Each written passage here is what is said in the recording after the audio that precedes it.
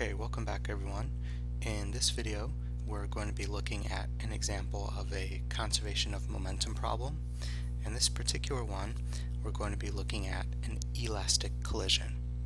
So this is actually number 48 from chapter 8, and the situation is drawn out. There's a 30-gram object traveling at 0.2 meters per second to the right, and a 10-gram object traveling at 0.4 meters to the left. And so what we would like to do is to determine the final speeds. We'll call it v1 prime and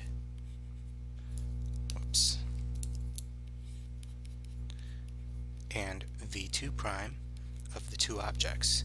Now we probably could guess the directions based on the information given, but it's usually a good idea to just set up the problem so that both objects are going to the right after the collision. And we'll see why this is useful a bit later on. Okay, so just as review, if we have an inelastic collision, then the only equation we can use is that the momentum before the collision is equal to the momentum after. But if it's an elastic collision like we have here, then we can also add the fact that initial kinetic energy is equal to final kinetic energy. So that's the definition of elastic. So kinetic energy is conserved and momentum is conserved. And that's good because we have two unknowns. We have v1 prime and v2 prime. So we're going to need two equations. Okay, so first let's write a momentum equation. So P initial equals P final. Okay, so we could say that we have 30 grams moving at 0.2 meters per second, and we can say that to the right is positive. And then we have to add 10 grams moving at negative 0.4 meters per second, and that is going to be equal to the final momentum, which will be 30 v1 final plus 10 v2 final. Okay, now if we calculate everything out here, we're going to have 6 gram meters per second minus 4 gram meters per second equals 30 v1 prime plus 10 v2 prime, or in other words, 2 is equal to 30 v1 prime plus 10 v2 prime. Okay, now here's an equation that has two unknowns, v1 prime and v2 prime, and we might want to make a note that we're dealing in grams and meters per second, so that if we do a second equation, we keep it similar. Okay, so now we'll do kinetic energy,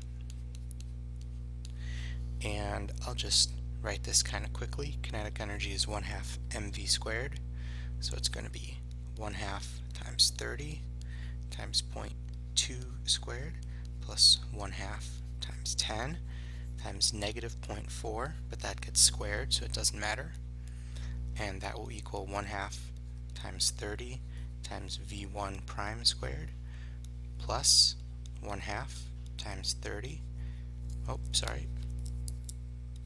times 10 times v2 prime squared.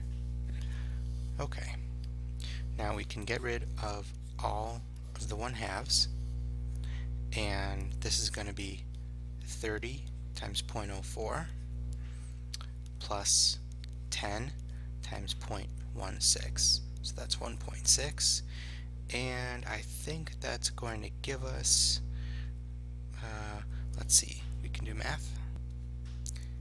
It's going to be 1.2, and then that will give us 30 v1 prime squared plus 10 v2 prime squared, and we'll just turn that into 2.8. And we also should note that we're dealing with grams and meters per second. So we're not really dealing with joules, so we have to be careful. But we're being consistent, so we should be okay. Alright, so now what we can do is essentially solve these two equations simultaneously. And I don't know about you, but I'm not really looking forward to all that algebra, so I have a better way. And this is called the four-step center of mass method. And I actually learned how to do this when I was a TA for a physics class at University of Illinois. And first I'm going to explain the method, and then I'll try to justify it. I'm not going to prove it. The first step is to find the velocity of the center of mass of the system. And so in our case, we're going to have 30 times 0.2 plus 10 times negative 0.4. Now the velocity of the center of mass means basically you take the sum of the masses times the velocities and divide by the sum of the masses. And so we divide by the total mass. And that's going to give us, if I've done this correctly, whoops, I better check my units. Yeah, that's going to give us 0.05 meters per second, because I have grams, grams, and grams, so those will cancel. Okay, so that's the first step.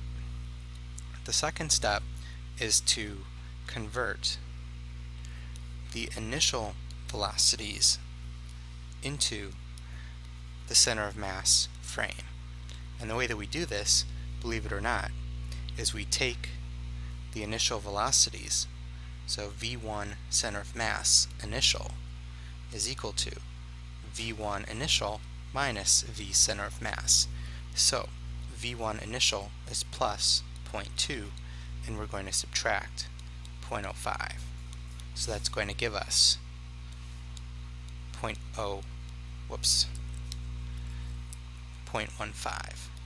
We'll do the same thing with v2 center of mass initial.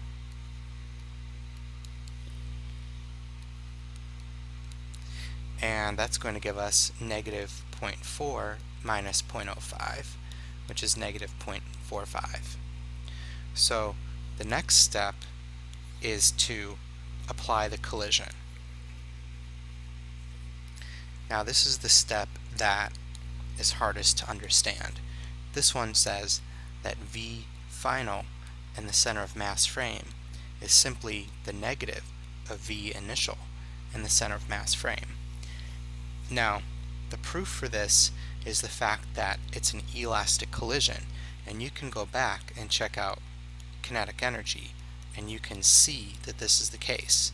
I'm not going to do it now, but we can say that V1 center of mass final is equal to negative 0.15. We just take the opposite. And V2 center of mass final is equal to positive 0.45. We take the opposite of that. Now the last step is to convert back from the center of mass frame to the so-called lab or initial frame. And so we do the reverse of step 1. So we have to add the velocity of the center of mass. So that means that V1 final is equal to V1 center of mass final plus V center of mass, or negative 0.15 plus 0.05, so negative 0.10. And that's the final answer for V1 final.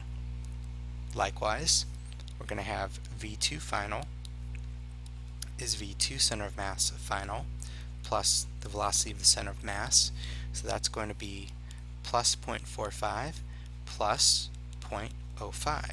So that's going to be positive 0.50 meters per second. Okay, and you have to trust me on this one, but these actually are the correct final answers. So, the 30-gram object will actually recoil with a speed of negative 0.10, and the 10-gram object will fly forward with a speed of 0.50. And if you think about it, this makes sense because some of the momentum from the 30 will be transferred to the 10, so it has to move in the positive direction. And the 30 could be moving either way, but if we look at the initial conditions, we see that the 10-gram actually had more momentum. It had, if you will, negative 4 units. It had enough momentum to push the 30 backwards. So we could also do this if we solved the two original equations, but this four-step method really does work. And if you see an elastic collision on a test or AP exam, it can really save you a lot of time.